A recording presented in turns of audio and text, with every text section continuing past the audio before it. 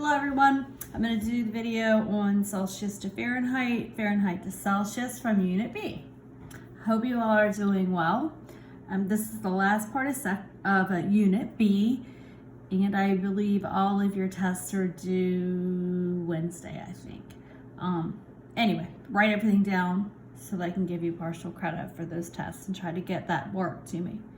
Okay, now let's go through the Celsius, Fahrenheit, and Fahrenheit to Celsius. I know you want to use your phone or your computer to convert these back and forth, but this is a great review for algebra and order of operations for you. And functions, honestly, because if you have to take Math 1208 or higher math, you're going to need to know how to manipulate these things. So the two functions, one from, if you want to change Celsius to Fahrenheit, you would use this equation, and this is actually called a function. I don't know, you guys aren't as old as me. I don't know if you remember conjunction, junction, what's your function that was on Saturday mornings? Probably not. Maybe one or two of you. Okay, and this is also a function, because what a function does is it takes a number and it does some stuff to it, and it pops out another number. Okay, that's a lecture for another class. So let's just get to business here with change 25 degrees Celsius to Fahrenheit. The most problems that I encounter with my students is which equation to choose, first of all, and then order of operations. Now, I just thought of this while I was making this video here. We're going to change Celsius to Fahrenheit here. Would it be any problem if I wrote this as 9/5 C plus 32 equal F? Okay, it's the same thing because we just switched the sides of the equality. We put this over here and this over here. But I like it this way because this function, conjunction, junction, what's your function? I think that was an English cartoon with the train. But anyway, it will take this 25, put it in here, do some stuff to it, and you're going to shoot out your Fahrenheit. So this function is actually going to take 25 degrees Fahrenheit, multiply by 9/5, add 32, and you're going to get Fahrenheit. All right, let's plug this 25 degrees in here. 9/5, and by the way, as always, you'll see it written with a times. You'll see it written with nothing in there. You may see a dot, you may see a star. But this is times.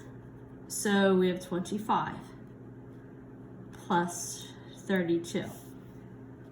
Okay, now order of operations tells you multiplication is stronger than addition. We need to do that first. So what we're going to do is take 9/5 times 25. You could do that on your calculator, or let's do the old math way, which are skills that you, oops, that's a 5. The skills that you will use in the future. So I have 9/5 times 25. And remember from previous videos, when you're taking a fraction and you're multiplying it by an integer, this is just really over 1. It's a hidden little 1 there. So we're doing this part first because PEMDAS tells us that we need to do multiplication and division before addition. And then you have your little lonely 32 all the way out here that's going to be done last. Oh, geez. Sorry. Okay. This works out nicely. We have, I'm not going to skip a step here. I'm going to multiply the numerators, 9 times 25, and multiply the denominators. You don't have to write this step out. And then you have your plus 32 out here. So we're just dealing with these fractions. Okay, you might have noticed right here that 5 divided by 5 is 1 and 5 25 divided by 5 is 5. Or at this step, you can start canceling here. 5 divided by 5 is 1, and 25 divided by 5 is 5. So our new equation looks like this: 9 times 5 over 1, and I'm gonna getting too lazy to pick up that green pen, plus 32. So we have 45 plus 32. 77 degrees. We changed Celsius to Fahrenheit. Face-to-face classes, I would mark off a half a point if you didn't write the units. So make sure in any of your other classes, if you have chemistry, or if you have any other class and that you need to write down the units, write your units down, or you might get points marked off for that. Okay, let's try the next one. We're gonna change Fahrenheit to Celsius. Okay, so we're gonna take that Fahrenheit number and we're gonna do some stuff to it with this function or equation, and we want Celsius to come out at the end. So we want to choose this one. And maybe it'll be easier to see if I write it 5/9 times F minus 32 equals Celsius. It's easier to see. We're gonna put that in this thing, do some stuff to it, and Celsius is gonna spit out at the end, and that's what you want. Okay, so we're at 52 degrees. So that pen's useless now. 5/9 times 52 minus 32 equals C. All right, PEMDAS. 5/9 times 20 equals C. Okay, you're almost there. You've got a lot of points to this problem. You could take 5 times 20 divided by 9 on your calculator. You can multiply the fractions this way. All right, what happens with this?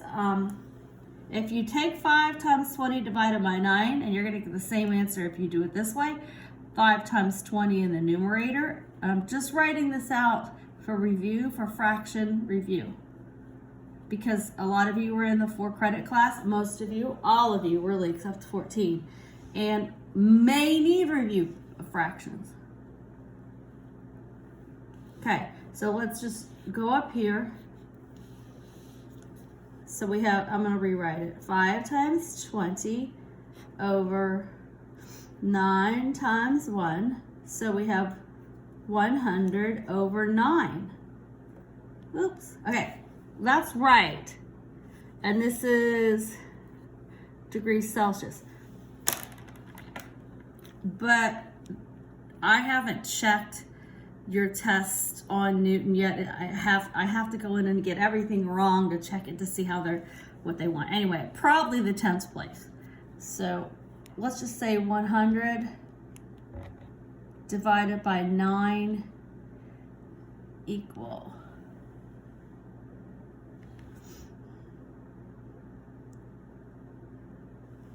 I put times. 100 divided by 9 equal 11.111111. In these problems, they don't want it. They don't want your answer in fractions.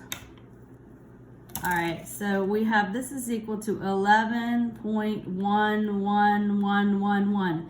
And when you have repeating numbers, usually you write just 2 of them and a line over the top. And that means that 11111 will continue. That dot shouldn't be there. So your answer, if you round it to the tenths,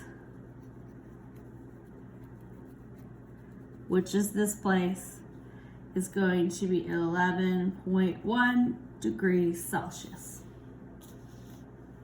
Okay, I think there's two questions on the test that way. One uses this formula and one uses this formula.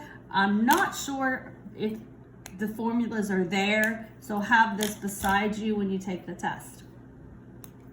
All right, after this, I'm going to start Unit C, but I'm going to give you a little break here till probably Wednesday so that you can get everything finished up with Unit B. And those of you that have to do support, some of it's in Blackboard. One course has support in Newton. Please email me with any questions. I really do understand that having the course taking place in both places, Blackboard and Newton, is confusing. And believe me, it's hard to track too. But I'm here to help you with anything, any question, every question, technology or mathematically. And I hope you guys have a nice weekend, and I will be in touch next week. And don't forget, when you take that test, write everything down and try to send it to me. Okay, night. Have a good one.